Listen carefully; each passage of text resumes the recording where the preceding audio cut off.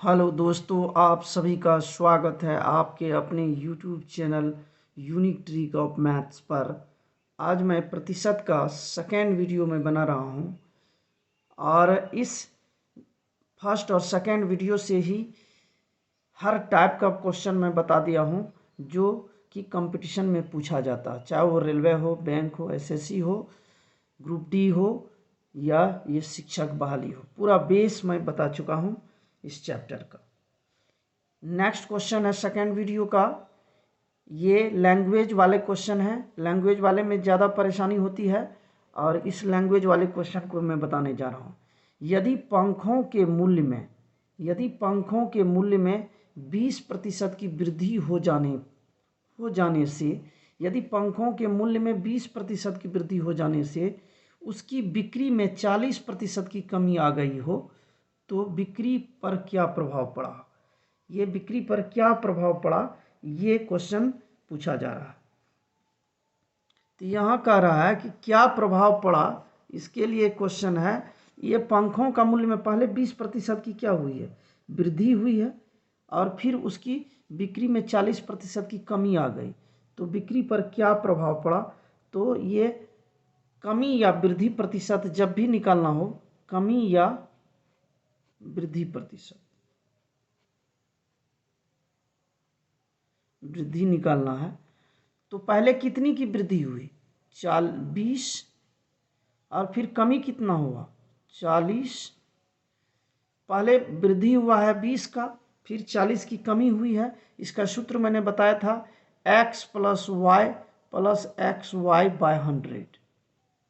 इसको x मानेंगे पहले जो वृद्धि हुआ, फिर कमी जो है इसको y माने, तो ये xy / 100। तो यहाँ हो जाएगा प्लस है, लेकिन यहाँ माइनस की कमी है, 20 प्लस है और -40 की कमी है, तो यहाँ क्या हो जाएगा +20 × -40, अब आई हो जाएगा 100। कमी हुआ है तो माइनस लिए, ये हो गया 20 -40 अब प्लस माइनस माइनस, ये हो जाएगा 4 दूनी 800, अब बटे 100, 1 0 1 0 ये कैंसिल हो गया। अब ये हो गया 20 -40 -8 -8 हो गया, ये हो गया 20 -48, ये प्रतिशत हुआ।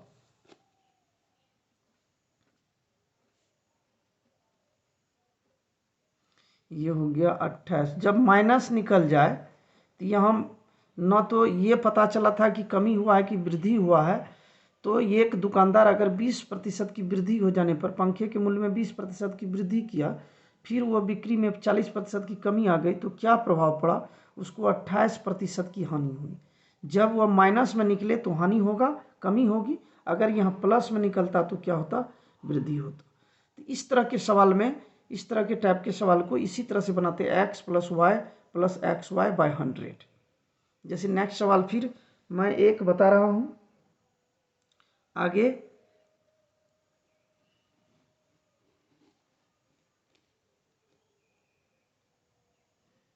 नेक्स्ट सवाल, किसी आयताकार खेत की लंबाई 60% बढ़ा दी जाती है।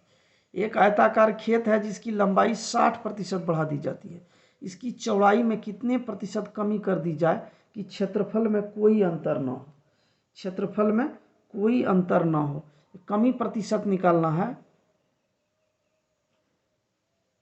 कमी प्रतिशत, इसके क्षेत्रफल में कितने प्रतिशत की कमी कर दी जाए, चाहे इसके क्षेत्रफल में हो, इसके लंबाई, क्षेत्रफल में कितने प्रतिशत की कमी जब भी किया जाए तो यहाँ कितने प्रतिशत की वृद्धि हुई है, 60% की वृद्धि। इस जबरदस्त ट्रिक है 60%। और ये जब भी मैंने कहा था कि x + 60 जितना कमी होगा, या तो यहाँ कमी होगा तो यहाँ लिख देंगे कमी जितना हुआ, तो 100 माइनस करेंगे कमी में, और यहाँ वृद्धि हो रही है तो 100 प्लस उतना करेंगे × 100%। ये ट्रिक है बनाने का। आसानी से आप बना सकते हैं। एक आयताकार खेत की लंबाई में 60% की वृद्धि की जाती है, तो इसकी चौड़ाई में कितने प्रतिशत की कमी कर दी जाए क्षेत्रफल में किसी प्रकार का परिवर्तन न हो। अगर यहाँ बढ़ा हुआ है तो यहाँ प्लस किए, अगर घटा हुआ होता तो यहाँ क्या होता, माइनस होता। अगर घटा हुआ होता तो फिर माइनस होता। यहाँ 60 बटे हो गया 160 और गुना हो गया 100%। ये 0 से ये 0, ये 3 मरतबे, ये कट गया 8 मरतबे, ये 4 मरतबे, ये 25, ये हो गया 75 बटे 2%, 4%। ये कट गया 4 से, ये 4 दूनी 8 न कटा, 4 दूनी 8 और ये कट गया 75 बटे 2%। ये हो गया 37.1/2%।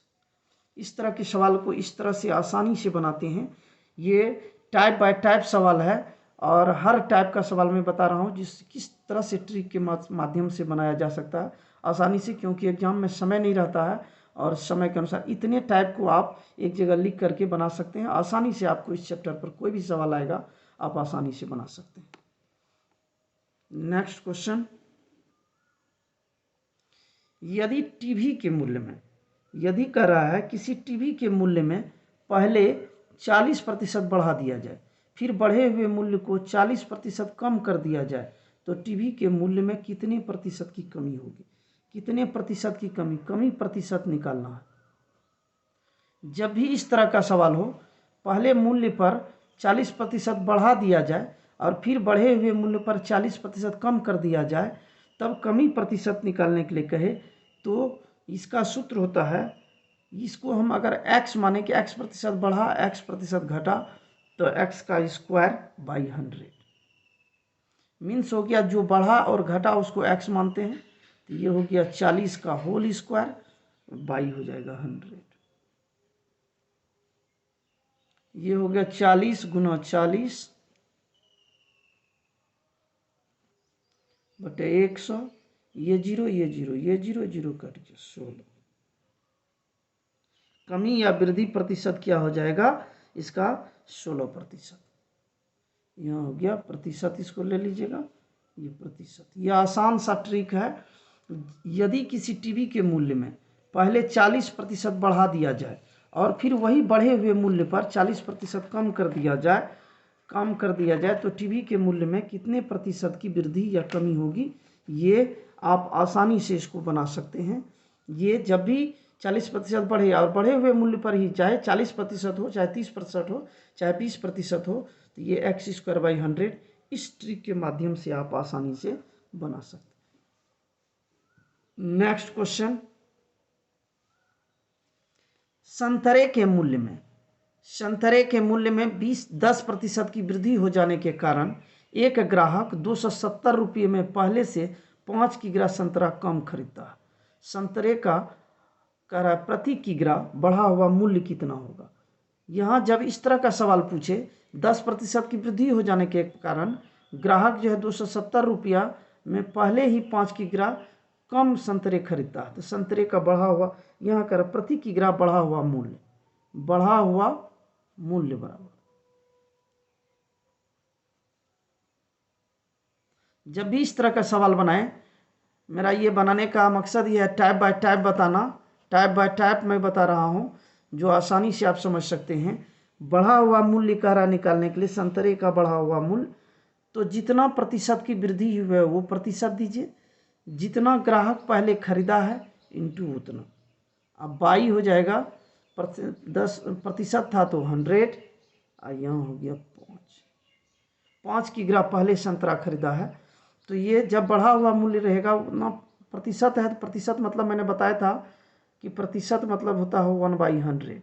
10% है तो 10/100 इंटू हो गया क्या 270 रुपया पहले खरीदा था 270, और जितना संतरा कम खरीदा था उतना इंटू कर दी।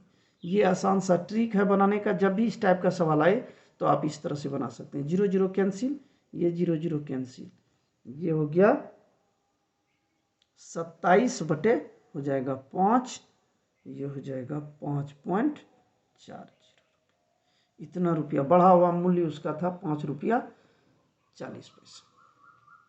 नेक्स्ट क्वेश्चन, एक आदमी अपनी आमदनी का 25% खाने पर, ये क्वेश्चन ज़्यादा पूछा जाता है, बार बार पूछा जाता है। एक आदमी अपनी आमदनी का 25% खाने पर, 20% किराया पर तथा 10% पढ़ाई पर खर्च करता है। यदि 75 रुपया आयकर देने के बाद उसके पास 465 रुपया बचा हो तो उसकी आय कितनी है?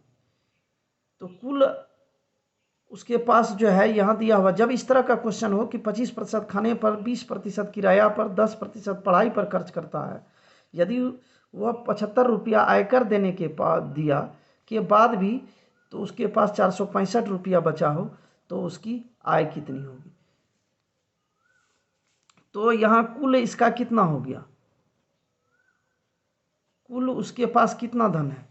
465 प्लस 75 वो दिया, तो कुल कितना हो गया इसका? 540 रुपया, 540 रुपया। शेष प्रतिशत, सबसे आसान तरीका से मैं बता रहा हूँ, शेष प्रतिशत कितना बचा? किसी का भी काउंटिंग करते हैं 100 में, 100 माइनस यहाँ हो गया 25 प्लस 20 प्लस 10, ये 25 प्लस 20 प्लस 10 ये हो गया इसका।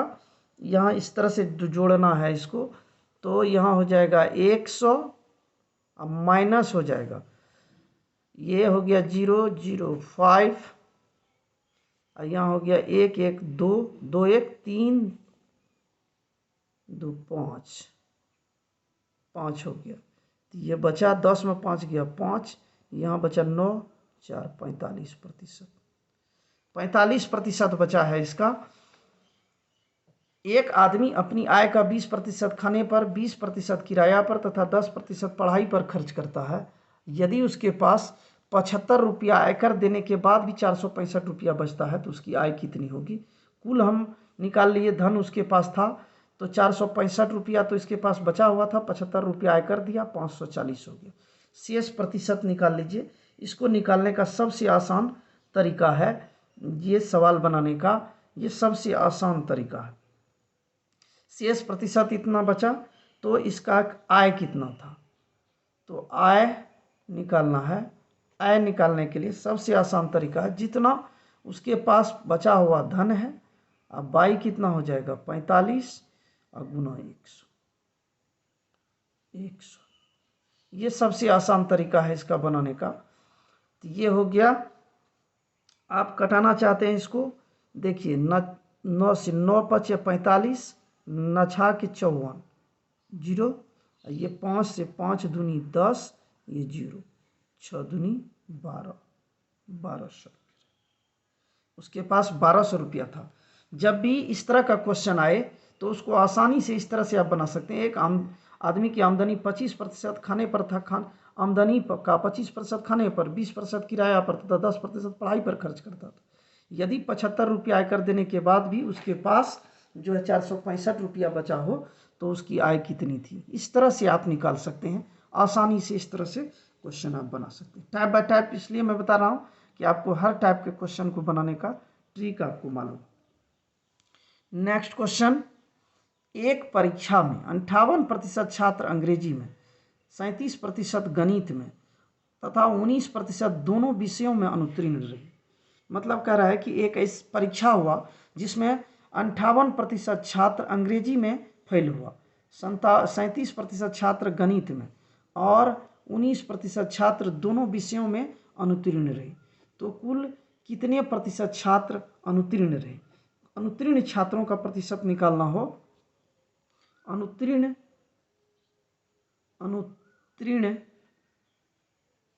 छात्र, अनुत्तीर्ण छात्र का प्रतिशत आप वहां देख करके देखते ही बनाने की ट्रिक को जान सकते हैं। अब देखिए, ये अंग्रेजी में जो छात्र हुआ 58 हुआ, 37 गणित में हुआ, और जो दोनों विषय में हो, जो दोनों विषय में हो उसको हम माइनस कर देंगे। ये अंग्रेजी में हुआ और ये गणित में हुआ, और जो दोनों विषय में होगा वो घट जाएगा आपका। 8 7 15 का 5 हासिल 1, 5 3 8 1 9, 95 माइनस 19, इसको प्रतिशत मान,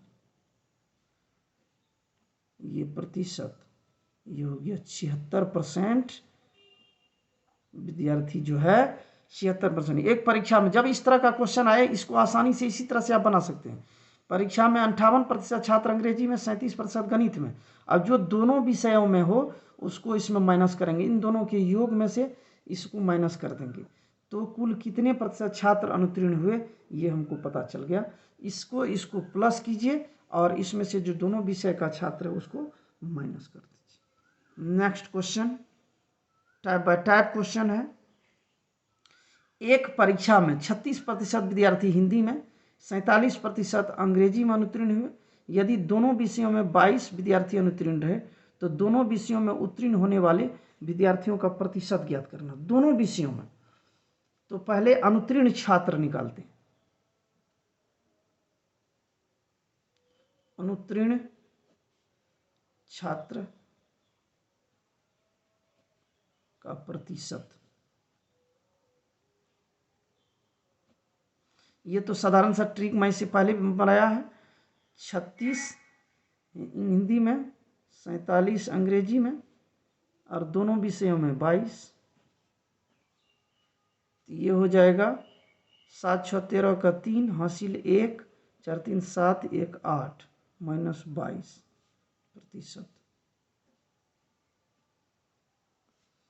ये आपका हो जाएगा 61%। अब ये अनुत्तीर्ण छात्रों का प्रतिशत है 61, लेकिन ये कह रहा है कि दोनों विषयों में कुल कितने छात्र अनुत्तीर्ण हुए। जब यह कहेगा कि दोनों विषयों में अनुत्तीर्ण होने वाले विद्यार्थियों की संख्या कह रहा है, तो दोनों विषयों में